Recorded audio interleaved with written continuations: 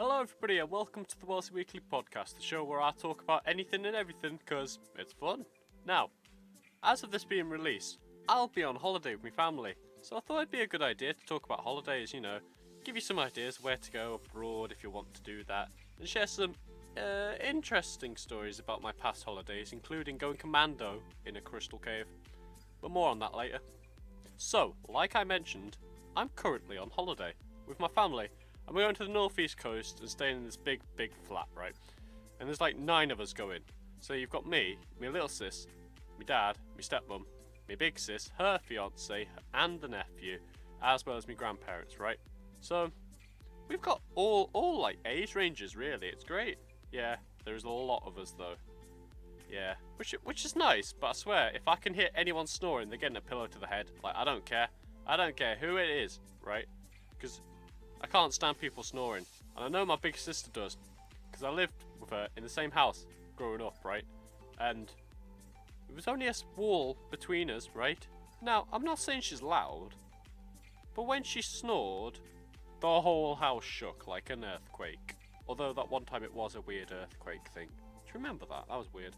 But this flat, it's got a hot tub, right? Which is awesome. That reminds me, I need to get some trunks, actually. And I'm pretty sure the ones I got now are a few years older and a bit too tight in places. So, yeah. No one wants to see that, so I better get some new ones. But hot tubs are great, aren't they? I find them relaxing, You can go to sleep listening to the bubbles and feeling all floaty-like. Ah, it's great. And it's got to be better than the one at the farmhouse that we stayed at once, right? So, it was an outside hot tub.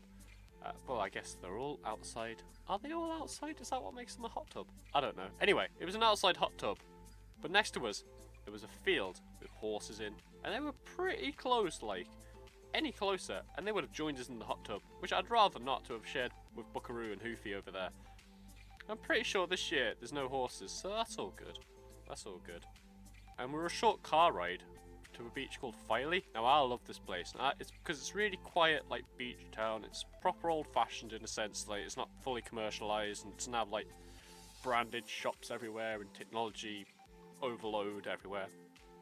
No, it's just a nice beach town, and I've been going there since I can remember. I'm pretty sure I've been going there since I was like 1. So like it's basically the go-to place.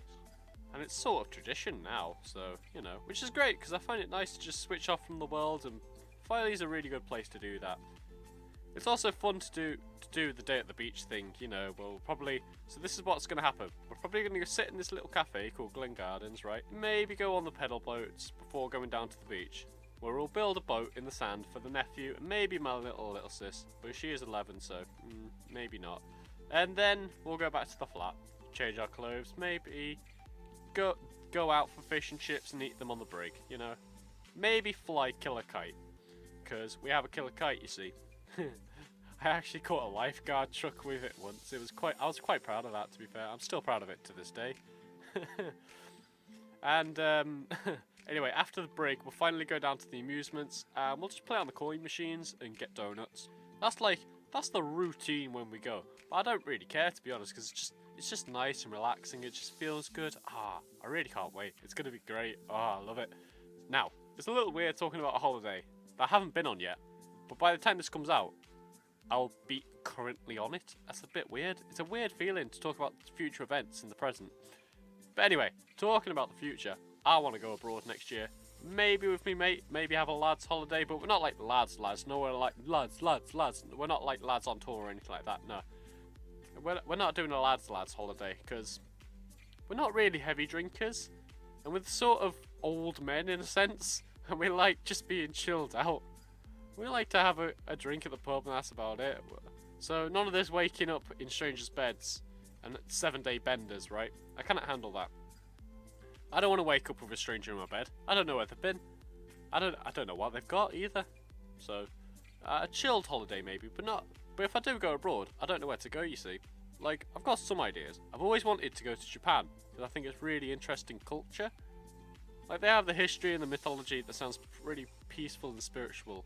But then you've also got, but then they're also, leaders of, technology and stuff. So I could go around, see dancing robots and hoverboards everywhere. That's all I imagine the city to look like, to be honest. Like a futuristic neon skyline of stuff.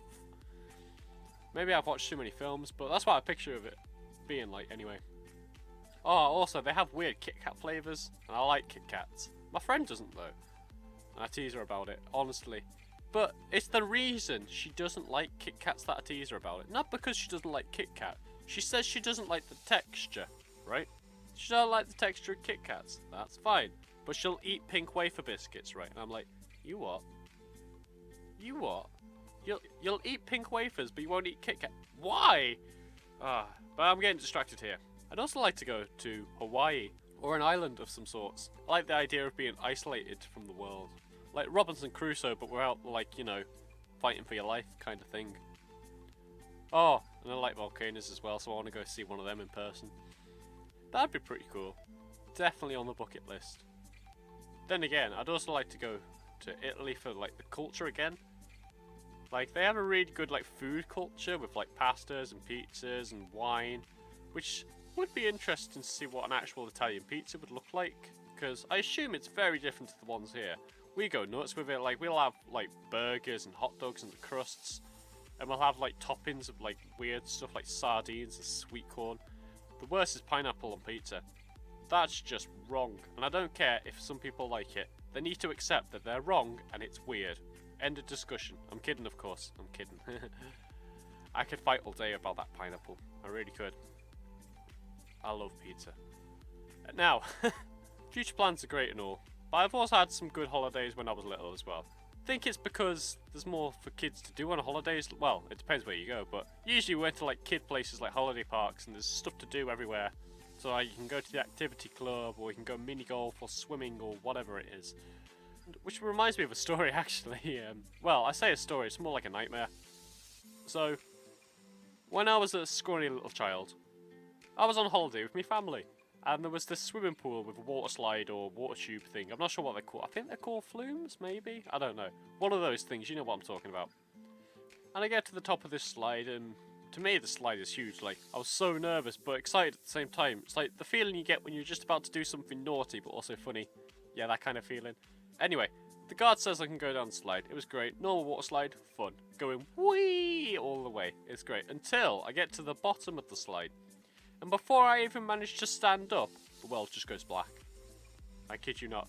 And then, I'm under the water again. I'm like, what the hell is going on? I'm also thinking, oh god, I can't breathe.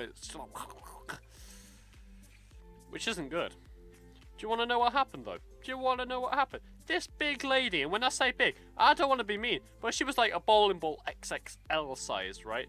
This lady must have gone down too quick, and she squashed me.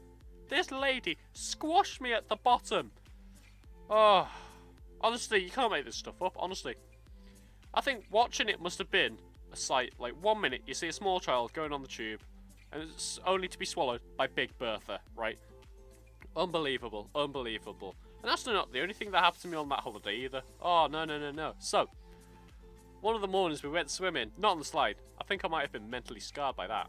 I go swimming, and then I thought we were heading back to the caravan, you see, so I didn't put any boxers on, because I thought, I could just change when I get back to the caravan.